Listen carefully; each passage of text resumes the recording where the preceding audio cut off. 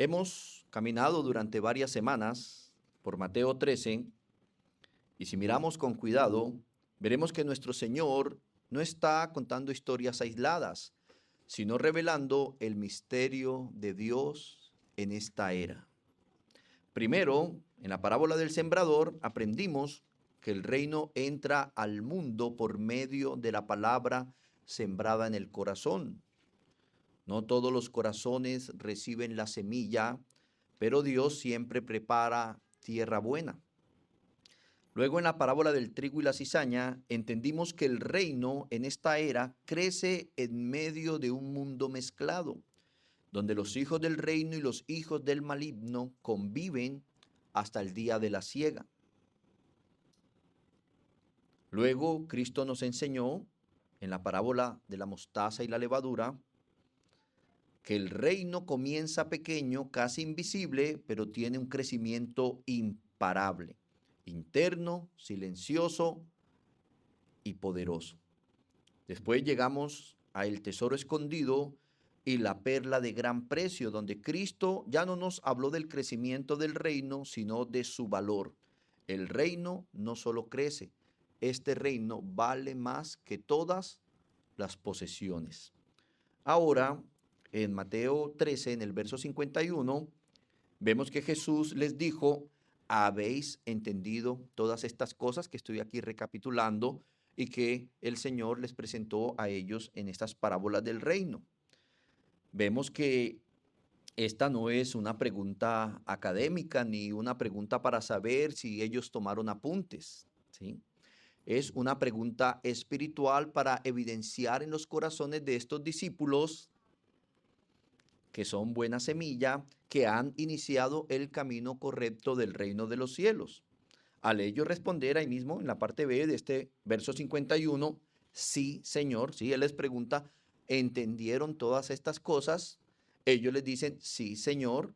Esto evidencia que Satanás no robó la semilla del reino en ellos. Recuerden, la semilla del reino es la palabra del reino que la trae el mismo sembrador, pero que alguna de esta semilla cayó junto al camino en tierra árida, no pudo penetrar en la tierra y vino las aves del cielo y la robaron. Y dice el mismo Señor Jesús que este es el diablo, que cuando alguien no entiende la palabra, roba la semilla y ésta no produce fruto. Es el resultado de que muchas personas llevan años yendo a una iglesia y siguen siendo los mismos padres, que no son responsables en el hogar, hijos irresponsables, esposos irresponsables, personas que solo van a una iglesia, pero no evidencian el fruto, porque esta semilla no ha penetrado en sus corazones y menos va a dar fruto. Por eso esa pregunta del Señor Jesús, ¿han entendido todas estas cosas? Al ellos responder, sí, Señor, están evidenciando que Satanás no robó la semilla del reino en ellos, que fue recibida en su fértil corazón, llamado este corazón a vivir en un mundo donde el trigo y la cizaña crecen juntos. Ellos entienden también que el reino crece, aunque el mundo no lo note, pero para ellos es el mayor tesoro. Pero la obra del reino, hermanos, no termina allí. Por eso dice el verso 52, luego de él preguntar y ellos responder, él les dijo: por eso todo escriba docto en el reino de los cielos es semejante a un padre de familia que saca de su tesoro cosas nuevas y cosas viejas. Por un momento quiero invitarlos a que piensen a qué se refiere el Señor con esto. ¿Alguna vez han escuchado una predicación? ¿Alguna vez han leído una exégesis de esta porción de las Escrituras? Todo escriba docto en el reino de los cielos es semejante a un padre de familia que saca de su tesoro cosas nuevas y cosas viejas. Aquí Cristo, hermanos, nos dice que el reino no solo es encontrar un tesoro, sino saber administrar ese tesoro que hemos encontrado, administrarlo de manera fiel. Ese afortunado, ¿sí? Porque estamos hablando, si recordamos la reunión pasada, estábamos viendo dos personas. ¿Se acuerdan? En la parábola del tesoro escondido estábamos viendo dos personas. Un afortunado que va caminando y encuentra un tesoro sin estarlo buscando. Y ya entendimos a la luz de la palabra a quién representaba. Y el otro, ¿sí? Es un mercader que sí busca insistentemente y encuentra lo que estaba buscando. Ese afortunado, ¿verdad? Que dejamos claro que eran los gentiles que encontraron el reino sin estarlo buscando. ¿Quiénes eran o quiénes éramos? Idólatras, paganos, un pueblo lejano, alejados de Dios, de los pactos de su promesa, de la ciudadanía de Israel, pero que Dios nos ha traído al reino. Y el mercader, que sí estaba buscando, es ese remanente escogido por gracia de Israel mismo, esos verdaderos israelitas, como el Señor dijo, he ahí un verdadero israelita, como vemos el caso de Simeón, Ana, los apóstoles, el mismo apóstol Pablo. Ellos estaban esperando la consolación de Israel, al Mesías. Ellos estaban buscando esa perla de gran precio. Ese afortunado y ese mercader, quienes dejaron todo por asir el reino de los cielos, ahora con la obra del reino en sus corazones, son comparados con un escriba y con un padre de familia. Lo que implica que finalmente el discípulo maduro se convierte en un escriba docto. Mire, ¿dónde termina? La semilla, el buen terreno, produce fruto, convive en medio de la cizaña, ¿sí? Y aunque no se nota, el crecimiento del reino es imparable y el reino es su mayor tesoro, y ahora estamos viendo que se convierte ese discípulo en un escriba docto que administra fielmente el tesoro de la revelación de Dios. Y como padre de familia reparte y cuida con responsabilidad la revelación antigua y nueva para alimentar a los suyos. Entonces, como primero, en el discípulo del reino, como un escriba transformado, veamos qué era un escriba según la Biblia, ¿sí? Porque estamos hablando que se está comparando ahora al súbdito del reino como un escriba docto y como un padre de familia. Un padre de familia, la mayoría aquí son padres y entienden la responsabilidad, pero que era un escriba según la Biblia. Entonces, estamos viendo como primero el discípulo del reino como un escriba transformado. Y aquí dentro de este primer punto vamos a ver también como primero que era un escriba según la Biblia. En Israel, el escriba era simple, el escriba en la nación de Israel no era simplemente alguien que sabía leer y escribir, era un intérprete autorizado de la ley de Dios. Y este hombre estaba dedicado a estudiar la escritura, a copiarla fielmente y enseñarla al pueblo. En Esdras tenemos un retrato fiel de este oficio. Acompáñenme a Esdras capítulo 7, verso 6. Dice que él era un escriba experto en la ley de Moisés que el Señor Dios de Israel le había dado a su pueblo. Y nos dice que el Señor Dios de Esdras estaba con él y por eso el rey le concedió todo lo que pidió.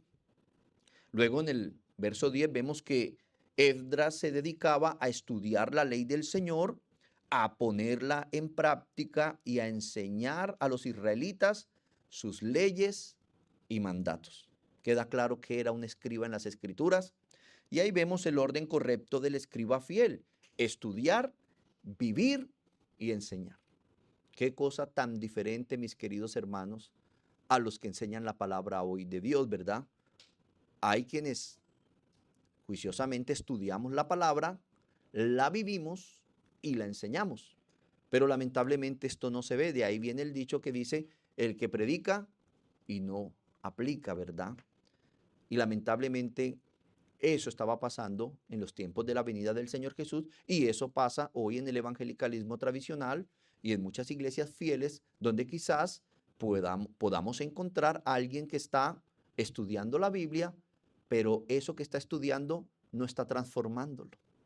Eso que él investiga no cambia su forma de vida y a pesar de esto enseña. Estos escribas eran los teólogos del pueblo, los que debían guiar espiritualmente la nación. El Nuevo Testamento los llama también como intérpretes como maestros de la ley y como doctores de la ley. Entonces, sabiendo o entendiendo quién era un escriba según la Biblia, veamos el problema que tenían estos escribas. Y es aquí donde está la tragedia, hermanos. No es que ellos no conocieran la Biblia. Nadie conocía más la Biblia como un escriba. Ellos conocían la escritura, la copiaban, la enseñaban, pero no la vivían, no ponían por obra sus demandas y no reconocieron a Cristo dentro de esa misma escritura. Miremos cómo ellos no ponían por obra sus demandas, que era el problema en los tiempos en que Jesucristo vino a esta tierra. Mire lo que dice Mateo capítulo 23, versos 2 y 4. Dice algo muy interesante. Dice, en la cátedra de Moisés, ¿sabe qué es la cátedra? Era una silla, ¿sí? Donde se sentaba el doctor de la ley, el maestro de la ley, el escriba, a enseñar al pueblo. Todos los que han pasado por una universidad entienden bien lo que es una cátedra, ¿verdad? ¿Quién es un catedrático? En la cátedra de Moisés se sientan los escribas y los fariseos. Así que todo lo que os digan que guardéis, guardadlo y hacedlo. Pero no hagáis conforme a sus obras, porque dicen, pero no hacen. Atan cargas pesadas y difíciles de llevar y las ponen sobre los hombros de los hombres, pero ellos ni con un dedo quieren moverlas. Qué triste, ¿verdad? Esta realidad. Ahora, ¿es esto una excusa para no ir a la iglesia? ¿Es esto una excusa para no obedecer los mandatos de Dios que estos hombres enseñan? No, porque el Señor está siendo claro. Dice, así que todo lo que os digan que guardéis, guardadlo y hacedlo, ¿sí? Pero no hagáis conforme a sus obras. ¿Por qué? Porque ellos están haciendo diferente a lo que enseñan de la Biblia. Una cosa, hermanos, es ir a una cátedra de negocios, ¿sí? De generación de empresas con un profesor que nunca ha vendido ni un bombombón, ¿sí? Suele pasar que a veces hay un profesor enseñando gerencia estratégica y a él se le vio que en su vida nunca pasó ni la gerencia ni la estrategia. Otra cosa es ir a un médico que lo regañe a uno porque no se está cuidando la salud y pesa más de 150 kilos, ¿verdad? Eso es una cosa diferente a venir a ver un pastor que les está enseñando a ser fieles en el hogar y estar coqueteando por todo lado, ¿verdad? Que estén predicando y no estén aplicando su estilo de vida.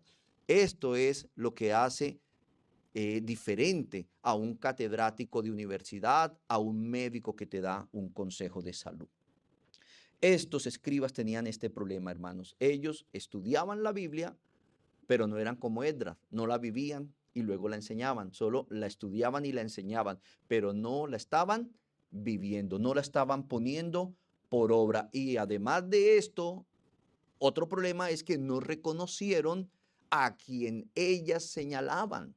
Las escrituras, como hemos venido enseñando nosotros en esta iglesia a lo largo de varios años, duramos más de 4 años en Mateo, vamos a cumplir prácticamente ya 4 años en Juan y hemos enseñado cómo las escrituras señalan a Jesucristo como Dios y Salvador. ¿Sí ven? Somos una iglesia que entendemos que Dios en su sabiduría se ha manifestado a nosotros como un Dios trino, un Dios Padre, Hijo y Espíritu Santo, pero que Dios ha encarnado en un ser humano para salvar a su pueblo. Estos escribas, a pesar de que estudiaban la Biblia, a pesar de que la enseñaban, que se dedicaban tiempo completo a estos, no pudieron reconocer a Jesús en las escrituras. Como el Señor mismo les decía, Él los acusaba en Juan capítulo 5, en los versos 39 y 40, les decía, escudriñad las escrituras, porque a vosotros os parece que en ellas tenéis la vida eterna, y ellas son las que dan testimonio de mí, y no queréis venir a mí para que tengáis vida. Imagínense al Señor, la palabra de Dios se encarnaba en un ser humano, porque no había palabra revelada a los seres humanos que no saliera del mismo Dios, hablándole a estos escribas y que les decía, ustedes escudriñan las escrituras porque a ustedes les parece que en ellas encontrarán la vida eterna, pero son ellas las que me señalan a mí, las que hablan de mí. Ellos no encontraron la perla de gran precio como veíamos hace 8 días. Ellos pasaron por el campo, pero no vieron el brillo del gran tesoro que es Jesucristo. Ellos en su oficio estaban expuestos al tesoro revelado, pero no discernieron su cumplimiento. Las lágrimas de nuestro Señor Jesús frente a Jerusalén dejan ver las graves consecuencias sobre ellos por esta acción. Mire lo que dice Lucas capítulo 19, versos 41 al 44. Cuando se acercó, al ver la ciudad, lloró sobre ella, diciendo: si tú también hubieras sabido en este día lo que conduce a tu paz, pero ahora está oculto a tus ojos, porque sobre ti vendrán días cuando tus enemigos echarán terraplén delante de ti, te sitiarán y te acosarán por todas partes, y te derribarán a tierra y a tus hijos dentro de ti, y no dejarán en ti piedra sobre piedra, porque no conociste el tiempo de tu visitación. Y si le gusta la historia, lea qué pasó en el año 70 en Jerusalén y se da cuenta que es el cumplimiento de este lamento del Señor Jesús, porque ellos no conocieron el tiempo de la venida del Señor. El escriba que no ha entrado en el reino, es hostil al rey, es el ejemplo del liderazgo religioso que lamentablemente hay hoy en muchas sectas religiosas llamadas iglesias. ¿Y por qué no? A veces se cuelan en una verdadera iglesia del Señor Jesús. Conocen la escritura, la copiaban, la enseñaban estos escribas, pero no la vivían, no la obedecían, no la ponían por obra. Y esto se ve mucho, mis amados hermanos. Quiero citarles a David Poultry, quien dijo: la madurez bíblica nunca es simplemente lo que sabes, sino que siempre es acerca de cómo la gracia empleó lo que has llegado a saber para transformar la forma en la que vives.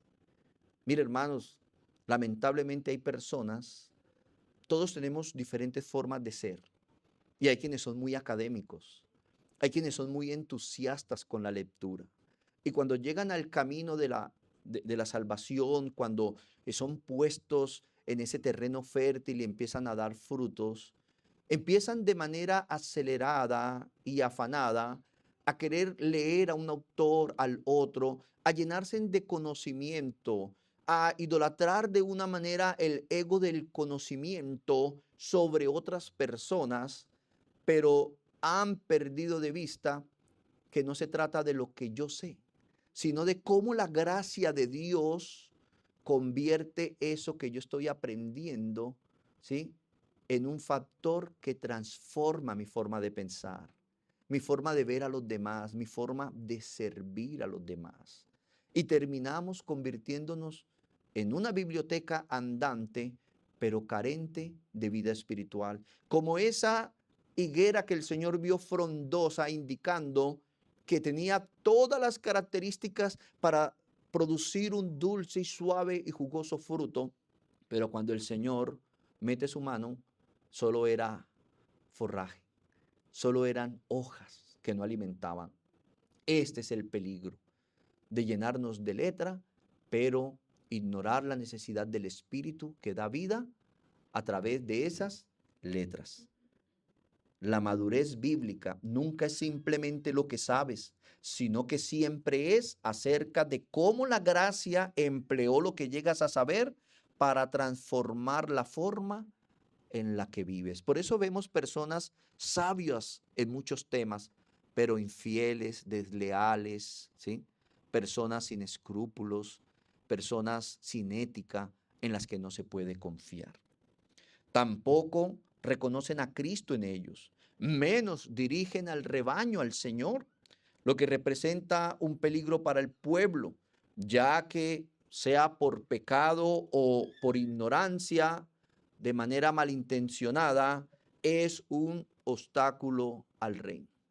Hermanos, haciendo esta comparación de los escribas hostiles al reino de los cielos, estos escribas que está acusando el Señor Jesús con los líderes religiosos de hoy, es importante hablar de ese peligro que representan los ministros del Evangelio, que al igual que estos escribas, estudian la Biblia, la enseñan, pero no la viven, ya que su pecado, ¿sí?, sea ignorante o malintencionado, es un obstáculo al reino de los cielos. Mire lo que dice Mateo capítulo 23, verso 13, cuando el Señor pronuncia ayes contra estos escribas.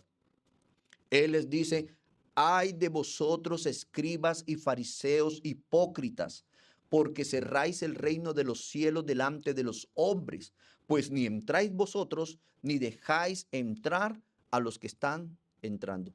Mire el peligro de la falsa religiosidad. Por eso tenemos personas que dicen: yo no quiero ir a una iglesia cristiana, porque mi prima fue a una iglesia y el pastor la robó. El pastor la hizo servir de fiador y le hizo pagar una deuda. Un pastor embarazó una sobrina. ¿Por qué, hermanos? Porque se nos han colado dentro del reino de los cielos. Lo que pasa es que también hay personas que ven la cizaña al lado del trigo y empiezan a atribuirle características de trigo sin serlo. Y nosotros debemos tener mucho cuidado con eso.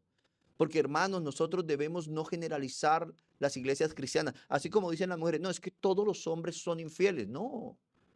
Debemos saber algunos fieles. No, es que todos los hombres son guaches. No, debemos saber algunos no guaches. No generalicemos, hermanos. Aprendamos a no generalizar las iglesias. No todas son iglesias cristianas. Se hacen llamar iglesias cristianas, pero son sectas religiosas, sectas peligrosas.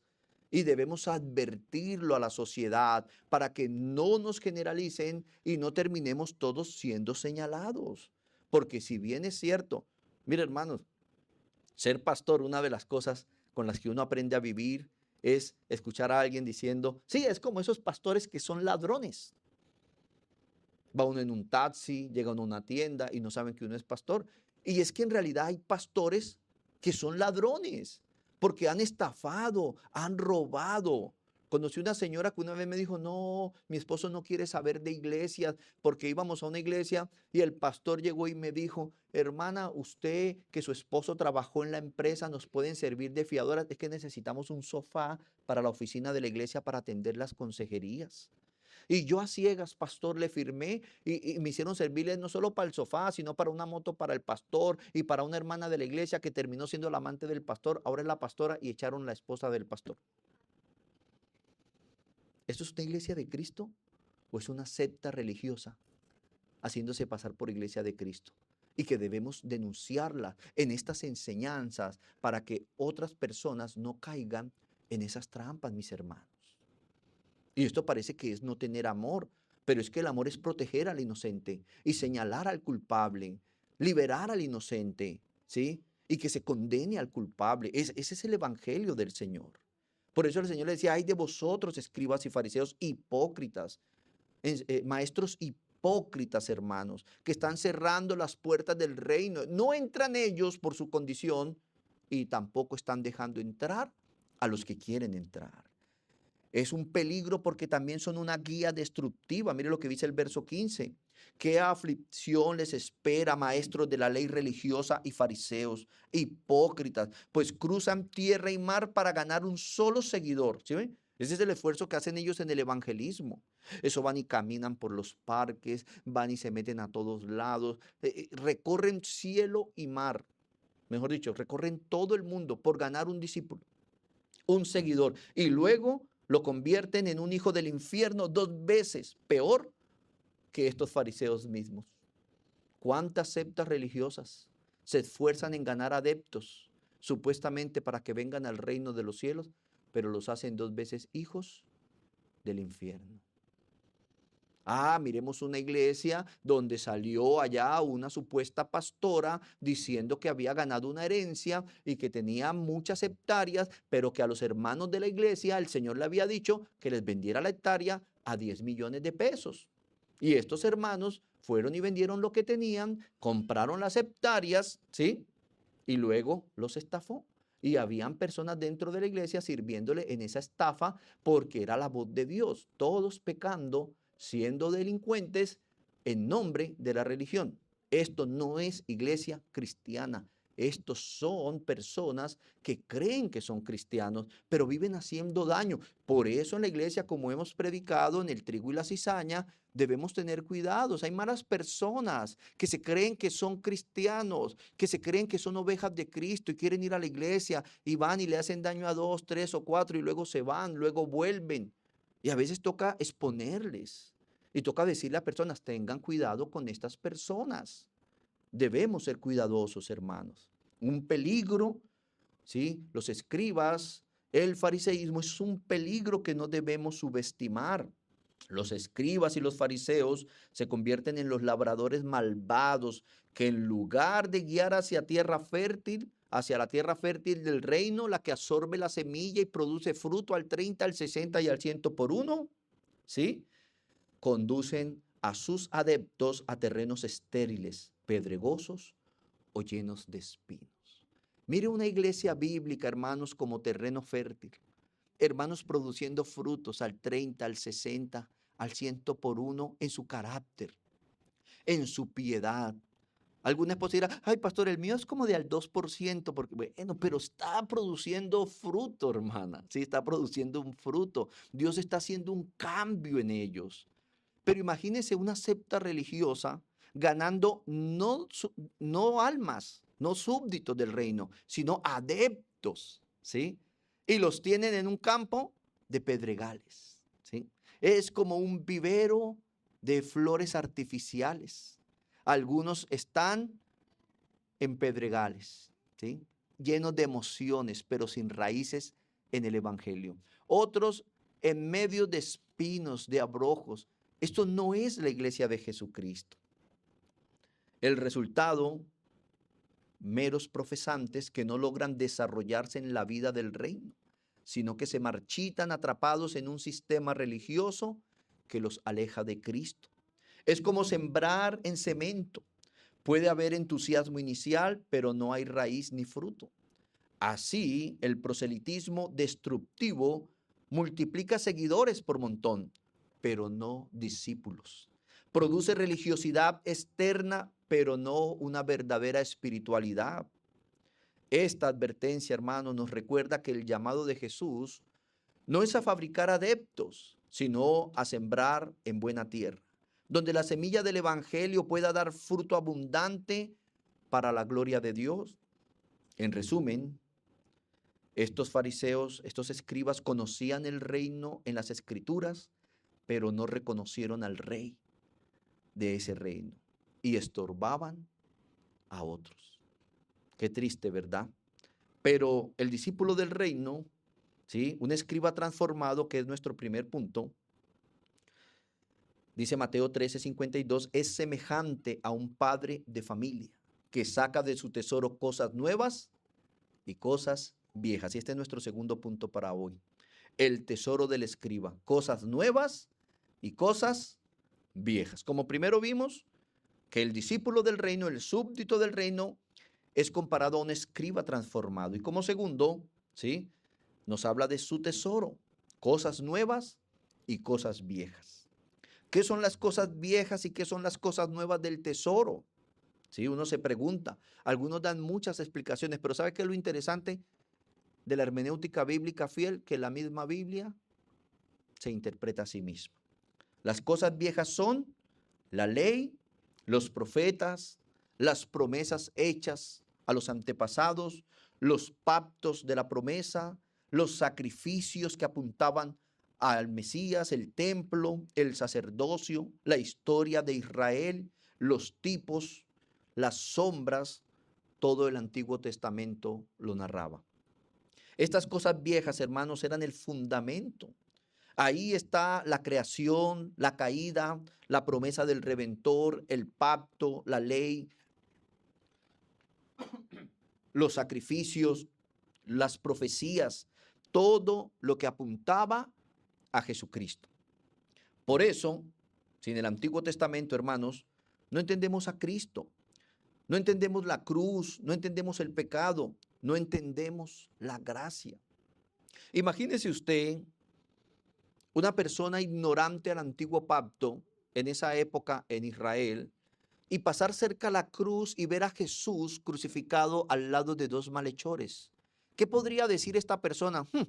Me imagino el daño que hizo, me imagino la joyita de persona que era, pero un discípulo fiel, ¿sí? Un verdadero escriba que estudia la escritura, que la vivía, ¿sí?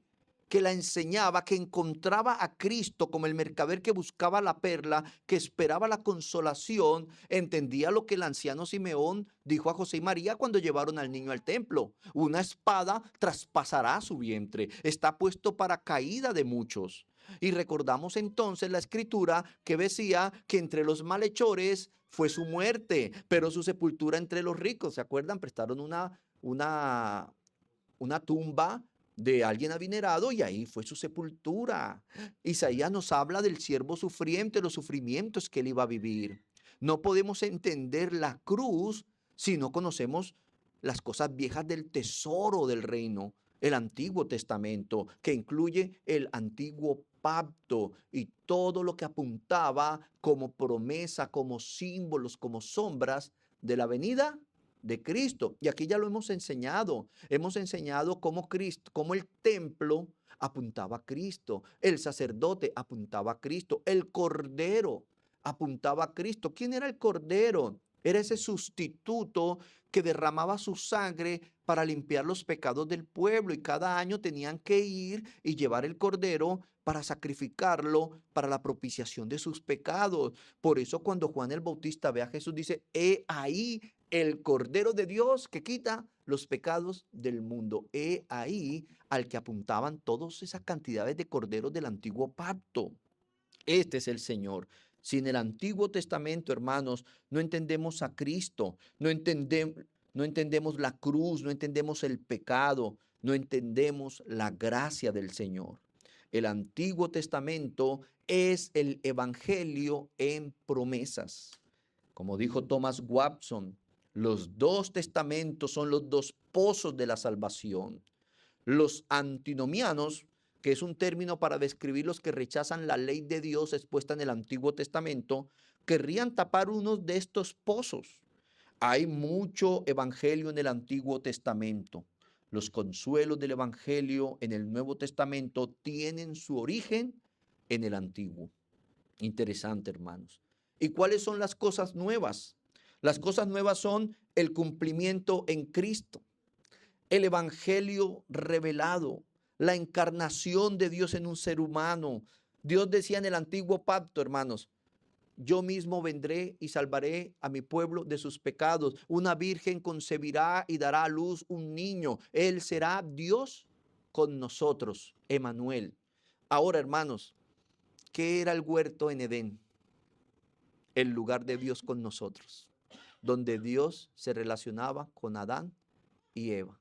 Cuando fueron expulsados del huerto, ¿cómo ellos tenían relación con Dios en su comunión? No había forma hasta que Dios, ¿sí?, dispuso un tabernáculo, una tienda de acampar en el desierto que tenía un lugar santísimo donde ya no podía entrar el hombre con libertad, sino alguien en representación del hombre, un sumo sacerdote, a un lugar santísimo que tenía esculpido granadas, almendros, para tipificar el huerto de Edén donde estaba la presencia de Dios. Luego Salomón construye un templo y Dios pasa su presencia de ese tabernáculo, de tienda de acampar, al templo. Luego viene Cristo y dice que Él es el templo, porque Él es Emmanuel, Dios con nosotros. El lugar de relacionarnos con Dios ya no es físico, es Jesucristo, Emmanuel, Dios con nosotros. Eso es lo que nos presenta el Nuevo Testamento. Ya no hay que matar corderos, porque los corderos apuntaban a que Dios iba a proveer el cordero que sacrificaría su vida para perdonar los pecados de los elegidos. Y ya vino Cristo como un cordero a poner su vida para el perdón de los pecados. En el Nuevo Testamento vemos la cruz, la resurrección, la obra consumada, la creación de la iglesia, la aplicación del Espíritu Santo, el nuevo pacto y la nueva creación. Las cosas nuevas, hermanos, no contradicen las cosas viejas. Lo nuevo revela plenamente lo viejo. Lo nuevo estaba escondido en lo viejo y lo viejo se entiende a la luz de lo nuevo. Parece un trabalenguas, ¿verdad? Pero si usted se está quedando dormido más, lo nuevo revela plenamente lo viejo. Si ve, por lo menos al ver a Cristo en la cruz, entendemos lo que la Biblia hablaba del sacrificio. Lo nuevo estaba escondido en lo viejo. Lo viejo se entiende a la luz de lo nuevo. Le dice el esposo pasado en años a la esposa, tranquila que dentro de esto viejo hay algo nuevo escondido, amor. Aquí viene la parte más importante, hermanos. Cristo dice que el escriba saca de su tesoro cosas nuevas y cosas viejas. Entonces veamos dentro de este segundo punto, mis queridos hermanos, estamos viendo segundo, el tesoro del escriba que tiene cosas nuevas y cosas viejas. ¿Qué son las cosas nuevas y qué son las cosas viejas? ¿Quedó claro? Ahora veamos que es un solo tesoro. Él no dice varios tesoros, un solo tesoro, que ese tesoro tiene cosas nuevas y cosas viejas. Ese tesoro es la escritura. Observen algo muy importante. Cristo no dijo tesoros, sino tesoro. No son dos Biblias, no son dos pueblos, no son dos planes de salvación, no son dos historias. Es un solo tesoro. Hay un solo tesoro que es la revelación de Dios en toda la escritura que nosotros llamamos Biblia. El Antiguo Testamento no es un libro viejo que ya no sirve, hermanos. El Nuevo Testamento nunca reemplaza al Antiguo Testamento. El Nuevo Testamento cumple el Antiguo Testamento. El Antiguo es la promesa, el Nuevo es el cumplimiento. El Antiguo es la sombra, el Nuevo es la realidad. Si Cristo está derramando su sangre como la realidad de Dios encarnado en un ser humano, perdonando los pecados, ¿cuál era la sombra? Los corderitos que sacrificaban. El antiguo es la profecía, el nuevo es la revelación plena en Cristo. Agustín de Hipona dijo, los dos testamentos son los dos pechos que todo cristiano debe mamar como un bebé para que pueda obtener el alimento espiritual. Nosotros necesitamos leer toda la escritura, mis amados. Por eso el escriba del reino puede abrir Génesis y predicar a Cristo. Puede abrir los salmos, encontrar a Cristo y enseñar a Cristo. Puede leer los profetas y puede predicar de Cristo. Como dijo Lucas capítulo 24, versos 26 y 27, el Señor exhortando a los que estaban tristes porque Él había muerto en la cruz y habían pasado 3 días y unas mujeres dijeron que había resucitado y ellos no lo entendían. ¿Y qué le dijo el Señor cuando apareció? ¿Acaso no profetizaron claramente que el Mesías tendría que sufrir todas esas cosas antes de entrar en su gloria? Entonces Jesús los guió por los escritos de Moisés y de todos los profetas, explicándoles lo que la escritura decían acerca de él mismo. Hermanos queridos, cada vez que venimos a la Biblia, ¿por qué la Biblia es importante? Porque nos revela el tesoro. Cristo es el tesoro. Cosas nuevas y viejas en la Biblia, el Antiguo y el Nuevo Testamento, nos revelan a Cristo, nos revelan al Señor. Como cuando el pueblo era rebelde y lo estaban mordiendo las serpientes venenosas y estaban muriendo. ¿Qué le dijo el Señor a Moisés? Que se levantara una asta y pusiera una serpiente para que todos los que vieran la serpiente vivieran. No porque fuera importante el asta o la serpiente de bronce, sino porque estaban tipificando ¿a quién? Al que iba a morir colgado en un madero, que iba a salvarnos de esa mordida de la serpiente en el huerto en nuestros padres Adán y Eva. Todos a causa de Adán estamos condenados al infierno. El veneno, ¿sí?, de esa mordida de la serpiente en el huerto a todos nos afectan.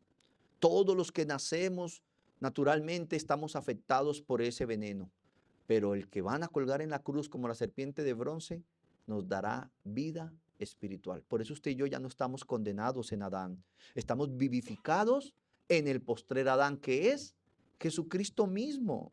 Mire también en Lucas 24, en ese mismo capítulo, en el verso 44, como él cierra su conversación, dice: cuando estaba con ustedes antes, les dije que tenía que cumplirse todo lo escrito acerca de mí en la ley de Moisés, en los profetas y en los salmos.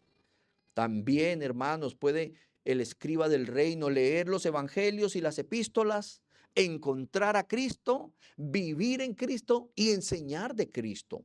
Marcos capítulo 1 nos deja claro en su introducción, en los 2 primeros versos, que el evangelio es Jesucristo mismo. Dice: principio del evangelio de Jesucristo, Hijo de Dios, como está escrito en Isaías, el profeta.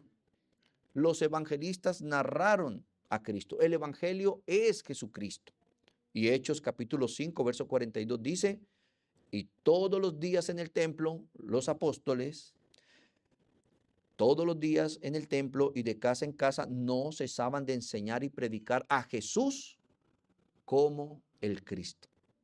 Y Primera de Corintios vemos una epístola, capítulo 2, verso 2, pues nada me propuse saber entre vosotros, exclama Pablo, excepto a Jesucristo y a este crucificado. Hermanos, el escriba del reino, ese escriba, recuerden, esa semilla del reino. El reino no vino con espadas, el reino vino con rejas de arado, sembrando la palabra del reino en corazones fértiles que producen fruto, y que ese fruto, mis amados hermanos, ¿sí? Ese fruto produce en un campo donde también el enemigo pone cizaña, pero que en el tiempo de la siega, igual que los malos peces en la red, serán quitados. Que ahí vamos creciendo casi que invisible, el mundo no lo nota, pero con un poder sobrenatural. Y que tenemos amor por el reino como un tesoro invaluable. Pero ahora ese discípulo ha madurado y ese discípulo aprende a conocer de ese tesoro que ama, que es un tesoro que su valor lo produce el Antiguo y el Nuevo Testamento, la revelación misma de Dios. Y el escriba del reino aprende que puede leer a Moisés, Génesis, Éxodo, Levítico, Número y Deuteronomio, y encontrar allá a Cristo y enseñar de Cristo. Que puede leer los profetas, los salmos y las epístolas y el evangelio, encontrar a Cristo y enseñar a Cristo. Hoy la iglesia necesita toda la escritura, porque toda la Biblia habla de Cristo. Esta verdad, hermanos, alcanza su expresión más clara en la persona de Juan el Bautista. Esta verdad de cómo las cosas nuevas y las cosas viejas están unidas, ¿sí? Alcanzan su expresión más clara en carne y hueso en Juan el Bautista. Y es el tercer punto de este segundo ítem. Juan el Bautista es la transición del escriba del reino. Porque está el escriba del antiguo pacto, que habían fieles estudiar la escritura, vivir la escritura y enseñar la escritura. También habían malos escribas en los tiempos en que vino Cristo. Pero vemos a Juan, ¿sí?, el Bautista, como un escriba del reino que estudia la Biblia, vive la Biblia y enseña la palabra de Dios. Juan el Bautista es la transición de un escriba normal a un escriba del reino de los cielos. Lucas capítulo 16, verso 16. Y este texto es muy revelador. Dice: la ley y los profetas eran hasta Juan. Desde entonces el reino de Dios es anunciado y todos se esfuerzan por entrar en él. Hermanos, ¿por qué nosotros somos una iglesia que no creemos que hoy existen apóstoles ni profetas? Empezando porque la Biblia lo dice con claridad: la ley y los profetas eran hasta Juan. ¿Cuál era la tarea de los profetas?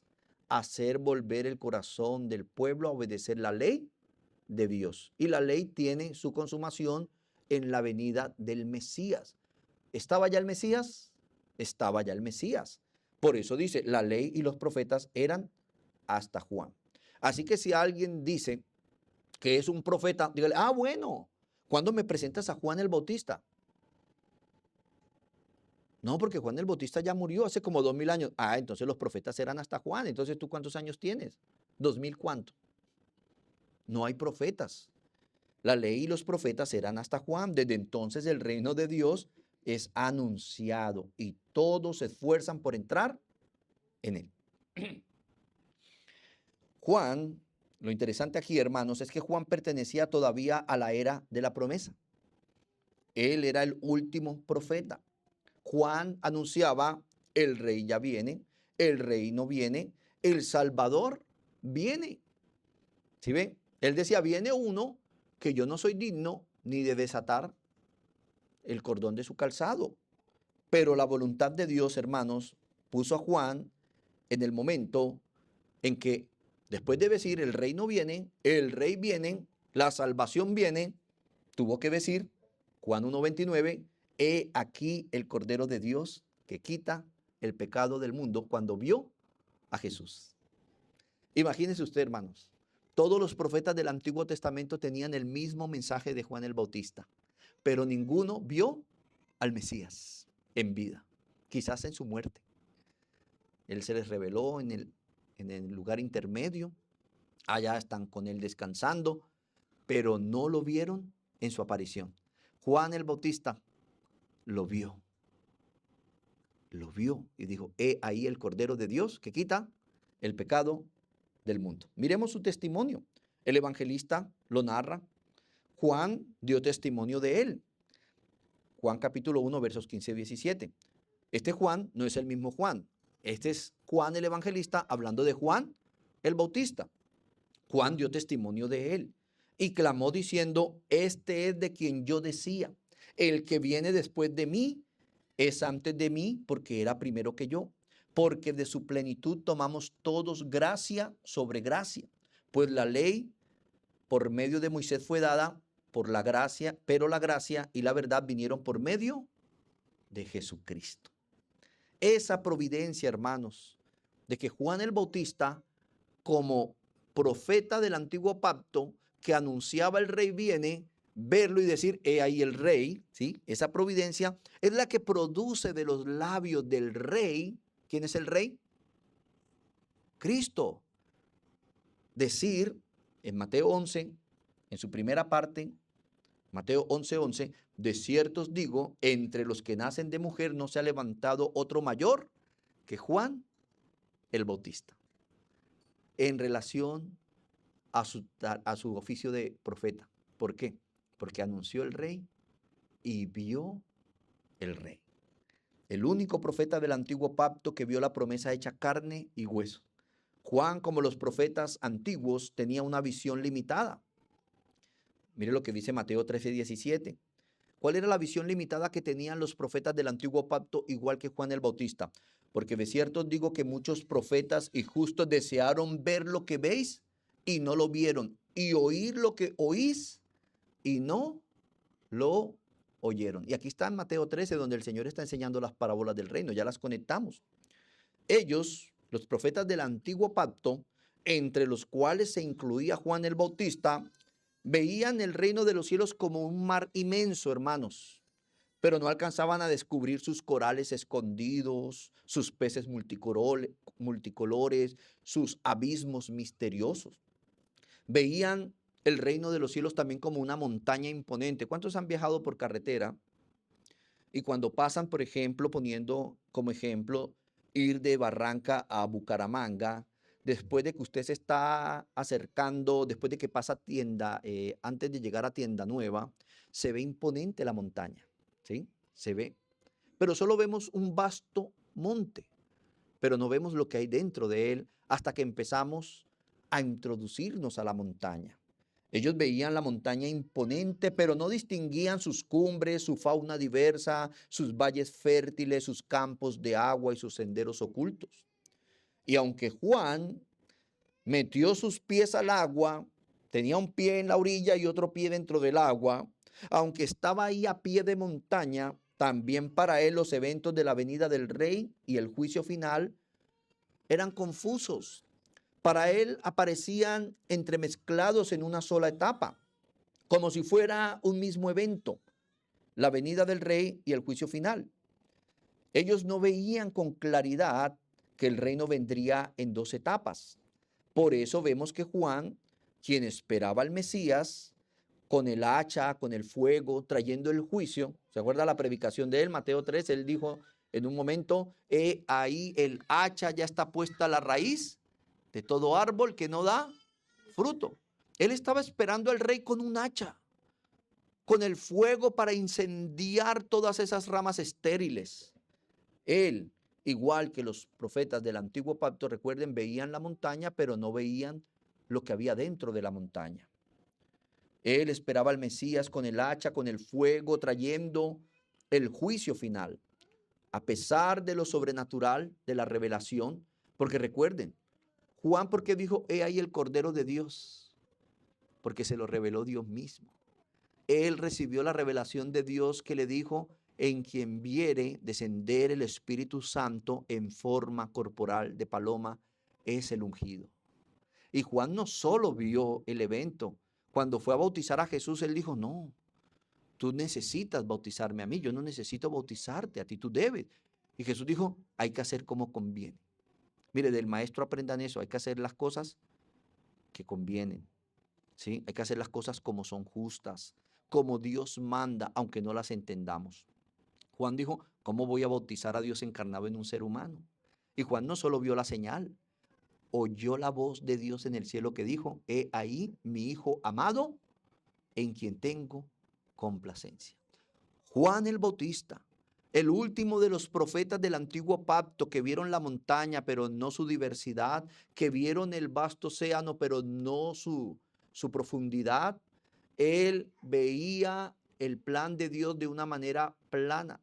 Él veía la venida del Mesías, la salvación y el juicio final en un solo evento, no en dos etapas como lo estamos viendo nosotros. Y a pesar de esa revelación de Dios de quién era el Mesías, al exponerse a la violencia contra el reino de los cielos, porque la Biblia dice que desde los tiempos de Juan el Bautista, el reino de los cielos sufre la violencia porque los enemigos quieren apoderarse del reino, y vemos que a Juan lo meten ¿a dónde? A la cárcel. Y finalmente, ¿cómo muere? Decapitado.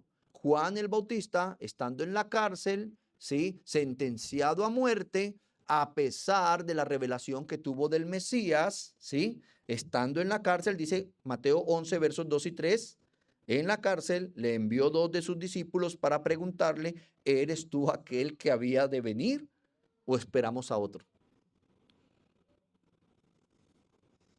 Imagínense la situación de Juan, ¿no? Quizás, imagínese usted, en una clínica, su hijo allá adentro, en terapia intensiva, y un médico diciendo quizás no sobreviva. ¿Cuáles son sus palabras? ¿Las dejó? Dios dio, Dios quitó, sea su nombre glorificado. ¿O tú sí existes, Señor? ¿Cuál es su oración a Dios en los momentos difíciles? ¿Cuál es? Pero ¿por qué pasó esto en Juan, hermanos? Porque recuerden que Juan era un profeta del antiguo pacto y a pesar de tener el privilegio de ver lo que prometían y a lo que señalaban, él no tenía la idea tan clara. Como decía Mateo, ellos quisieron ver lo que nosotros vemos, oír lo que nosotros oímos y no lo pudieron. Por eso Juan, por eso el mismo Señor Jesús, el Rey, después de resaltar la eminencia ministerial de Juan el Bautista como un proclamador de los misterios del reino, dice en la segunda parte de Mateo 11:11. ¿Sí ve? Pero el más pequeño en el reino de los cielos mayor es que él, que Juan. ¿Sí ve? Cuando Jesús está con sus discípulos y le llega la noticia, maestro, han decapitado a Juan el Bautista, el Señor dice, ¿a quién saliste a ver al Jordán? ¿Sí? Y ahí él pronuncia estas palabras, ¿sí?, diciendo, de los que nacen de mujer, ninguno es mayor que Juan. Y luego dice, pero el más pequeño en el reino de los cielos, mayor es que él. Porque el más pequeño del reino, mis hermanos, ahora con Jesús enseñando lo que los profetas, lo que Juan no pudo oír. Por eso, mire que el ministerio, la providencia de Dios, cuando Juan bautiza a Jesús, no dice que él vivía con Jesús para arriba y para abajo. Inclusive los discípulos de Juan estaban teniendo cierto celo con los discípulos de Jesús, porque más gente va a él. ¿Y qué dijo Juan? Es que es necesario ahora que él crezca y que yo mengue. El antiguo pacto estaba menguando, la ley y los profetas, pero la gracia estaba creciendo. El más pequeño en el reino, a diferencia del bautista, quien tiene un pie en el antiguo pacto y otro en el nuevo pacto, entiende que Cristo vino primero como sembrador, como cordero, como salvador. Y es ahí después de que a Cristo le dan la noticia de Juan el Bautista, de que llegan sus discípulos a decirle, Juan le manda a decir si eres tú el Mesías o esperamos a otro, y él le dice, mira, los enfermos son sanos. O sea, se está cumpliendo Isaías, la profecía de Isaías. Bienaventurado el que no haya tropiezo en él. Y Jesús empieza a enseñar las parábolas del reino para que esos menores del reino, que van a ser mayores que Juan, entiendan no solo que el rey viene, sino cómo viene el rey.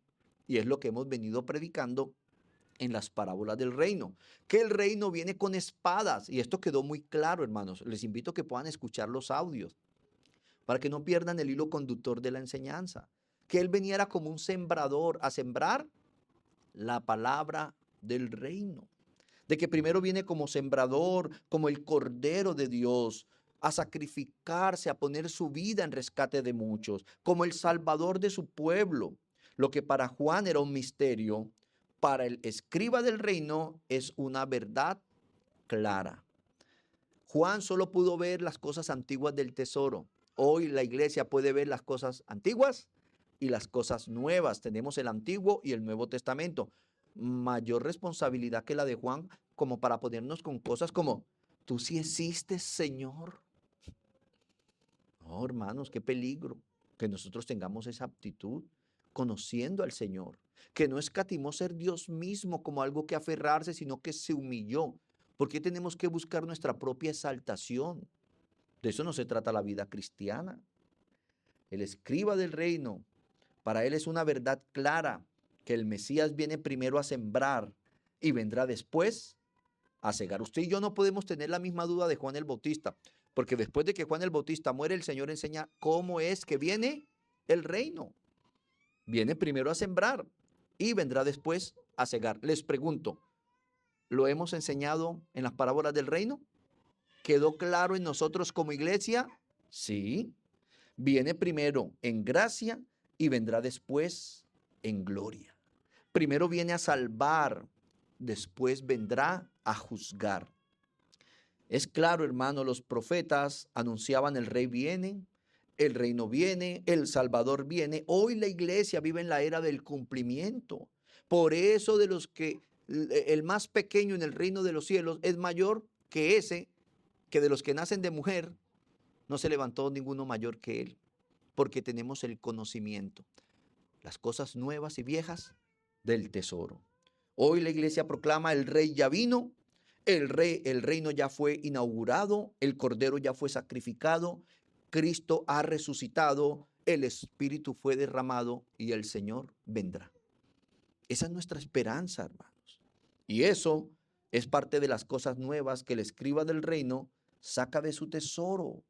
El creyente hoy es mayor que Juan porque disfruta de una comprensión superior a la de los profetas. Por eso, como nuestro tercer y último punto de esta mañana, la responsabilidad del escriba del reino es la de un padre de familia, que del tesoro hace uso del Antiguo Testamento y del Nuevo para instruir a los suyos. Y yo les pregunto con humildad, hermanos, ¿ha hecho este humilde escriba de esta iglesia enseñarle las cosas viejas y nuevas del antiguo pacto? ¿No hacemos nosotros en cada enseñanza dirigirlos a Cristo y que podamos ver cómo fue prometido en el antiguo y cómo se revela en el nuevo, para que nuestro Salvador sea apreciado como el mayor de los tesoros? Si el tesoro es la palabra de Dios, entonces el escriba, el pastor, el sacerdote del hogar, tiene la responsabilidad de alimentar a la casa con todo el tesoro. No se ha hallado en usted, varón, que es el sacerdote del hogar, pero en el devocional no hace uso del Antiguo Testamento porque los capítulos son muy largos y no hay tiempo. No, hay que hacer uso tanto del Antiguo como del Nuevo. El sacerdote del hogar tiene la responsabilidad de alimentar a la casa con todo el tesoro.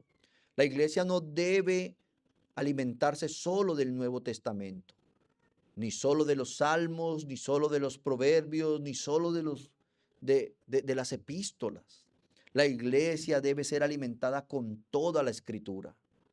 Como dijo Thomas Watson, Dios ha estampado su majestad divina sobre ambos testamentos, y mientras nadie pueda mostrar dónde Dios ha derogado el antiguo, este sigue vigente. Así que no sea usted de esos que dicen, ay no, pero es que eso lo dice el antiguo. No. O sea, el Antiguo Testamento dice, maldito el que ve la desnudez del prójimo. Entonces, yo sí voy a ver la desnudez del prójimo porque eso estaba, no, eso está vigente, hermanos. No estamos llamados a ver la desnudez. Dice, hay una maldición, hermanos. Usted debe tener cuidado de lo que está viendo en la televisión, porque estás viendo una actriz desnuda. Y creemos que porque de pronto estoy con el cónyuge o porque no es tan malo, es permitido. No, dice maldito. El que ve la desnudez del padre, de la madre, de los hijos. Hay que mirar hasta qué edad los hijos pueden los padres bañarlos. De ahí ya hay que pedirle a Dios que pueda haber ese pudor de respetar la desnudez del prójimo, hermanos. Vivimos en una tierra caliente, pero a mí solo mi esposa me ve descamisado. Yo ni en piscina uso camisillas, no porque yo vea que esto sea pecaminoso. Tal vez yo no veo malo que un hombre esté en una piscina o en la playa con su torso y su pecho al aire libre, pero yo no soy capaz. Y eso que crecí con un papá que en el andén por el calor de la ciudad se sentaba en sus pantalonetas y con su barriga al aire libre ahí todo el día. Teníamos una tienda y hasta atendía la tienda descamisado del calor de la ciudad. No, yo nací diferente. Lo mínimo que me ven es en camisillas. Hermanos queridos, debemos empezar a tener cuidado con esto. Aprendamos, hermanos, que el Antiguo Testamento no está abrogado. Es palabra de Dios. Tertuliano solía decir que el Antiguo Testamento y el Nuevo Testamento son los dos labios. Labio antiguo, labio nuevo, a través del cual Dios nos habla las palabras de vida. Romanos 14:4 es muy claro. Dice, las cosas que se escribieron antes para nuestra enseñanza se escribieron. ¿Para qué se escribió el Antiguo Testamento? Para nuestra enseñanza, a fin de que por la paciencia y la consolación de las Escrituras tengamos esperanza. Mire, hay mucho cristiano bíblico desesperanzado y desanimado porque están perdiendo el consuelo y la esperanza que nos da el Antiguo Testamento. De ver que aunque nos tiren a un foso de leones, Dios tiene el control. De que aunque nos metan a un horno de fuego ardiendo, Dios tiene el control. Aunque haya una guerra civil y el mundo estalle, Dios está en su trono sentado como lo vio Isaías. Vamos a buscar ese consuelo de Dios, hermanos. También segunda de Timoteo, capítulo 3, verso 15, Pablo cuando le escribe a Timoteo le dice, y que desde la niñez has sabido las sagradas escrituras. ¿Qué sagradas escrituras estaba leyendo en esa época en la niñez Timoteo? Moisés, los profetas, los salmos, las cuales te pueden hacer sabio para salvación por la fe que es en Cristo Jesús. Es que si usted mira la predicación de los apóstoles en el Nuevo Testamento, no era más que la exposición del Antiguo, hermanos. Hebreos capítulo 1, verso 2. Dice, Dios, habiendo hablado muchas veces, ¿quién hablaba? Dios. Y de muchas maneras. Hay una versión que dice, de formas sorprendentes y variadas. En otro tiempo, a los padres por los profetas, en estos postreros días ha hablado por el Hijo. ¿Y quiénes recopilaron lo que habló el Hijo? Por inspiración divina, el Nuevo Testamento, a quien constituyó heredero de todo y por quien asimismo hizo el universo. Hermanos, toda la escritura, dice 2 Timoteo 3, 16 y 17, toda la escritura es inspirada por Dios. ¿Alguna parte? Toda la escritura. Y útil para enseñar, para redarguir, para corregir, para instruir en justicia. Pero hermanos, solo queremos que sea para consolar, ¿verdad? No nos gusta que el pastor use el púlpito para redarguir, ¿sí? ¿Se acuerdan? Al que le caiga el guante, que se lo achante, ¿no? Ese sentimiento de que está diciendo, y hermanos, esposos, traten a las esposas como a vaso más frágil. Ya está diciendo que soy guachi. Ya me está diciendo guachi. Y preciso la esposa por allá, amén. Sí. No, solo quiere que el pastor enseñe, pero no para redarguir. Dice, es inspirada por Dios y útil. ¿Para qué? Para enseñar, para redarguir, para corregir, para instruir en justicia, a fin de que el hombre de Dios sea perfecto, enteramente preparado para toda buena obra. ¿Por qué aún estos triguitos tienen cara de cizañas? ¿Por qué no se ve la perfección? Porque no estamos haciendo uso del agua que riega la semilla, que la instruye en justicia, a fin de que ese hombre de Dios sea perfecto, enteramente preparado para toda buena obra. Cristo, mis amados, es el tesoro y la Biblia es el cofre que lo contiene. Ese tesoro son cosas nuevas y cosas viejas. Entonces concluimos ya, para terminar, que el discípulo del reino primero encuentra el tesoro, luego vende todo por el tesoro, pero finalmente Cristo dice que ese discípulo se convierte en un escriba del reino.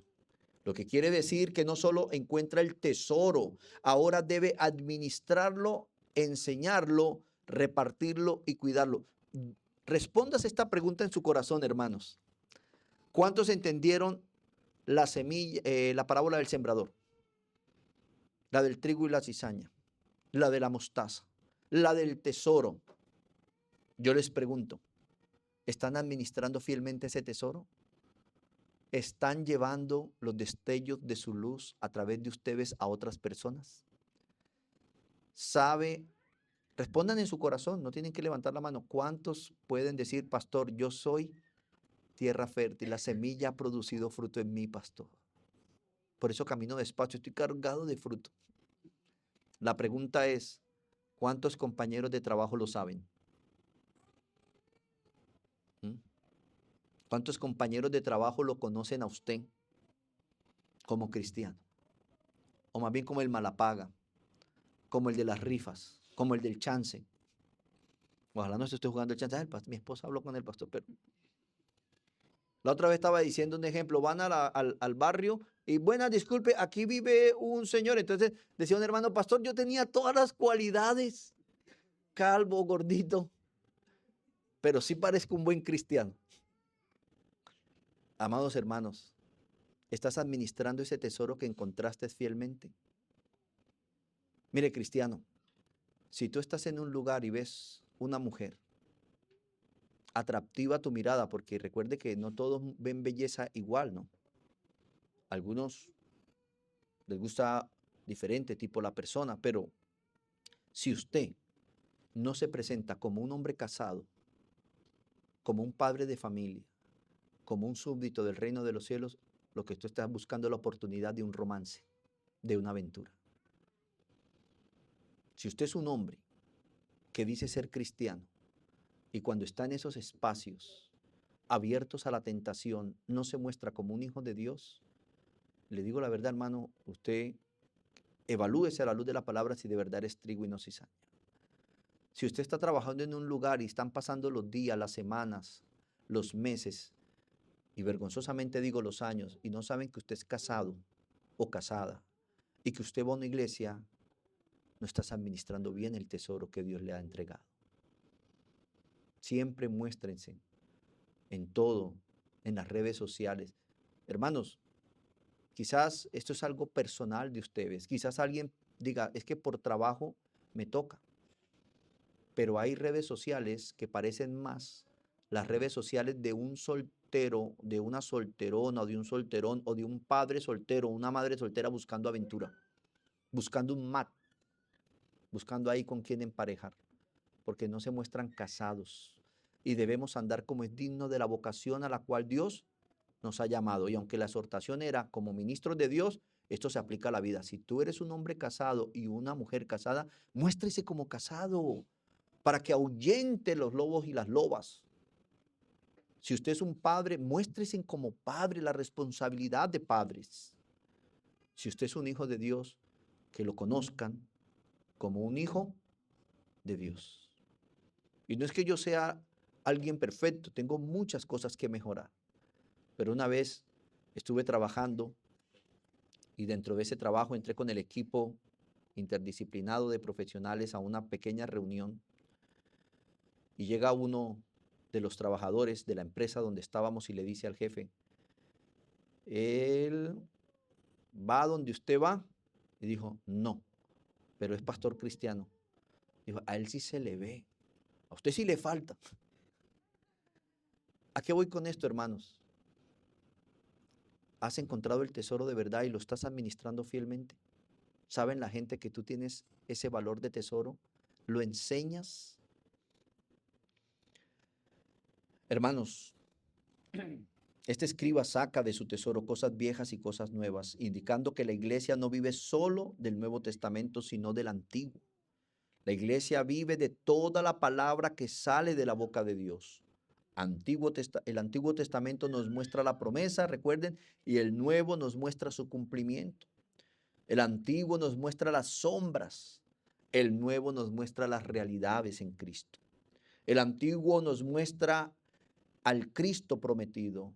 En el Nuevo podemos verlo crucificado, muriendo, siendo sepultado y resucitando. Pero el mismo Cristo, Él es el mismo plan, el mismo pueblo, el mismo templo, la misma salvación, el mismo reino. Él es Dios mismo. Por eso el escriba del reino abre toda la escritura y en toda la Biblia muestra a Cristo como el tesoro más grande del reino de los cielos. Amén. Oremos.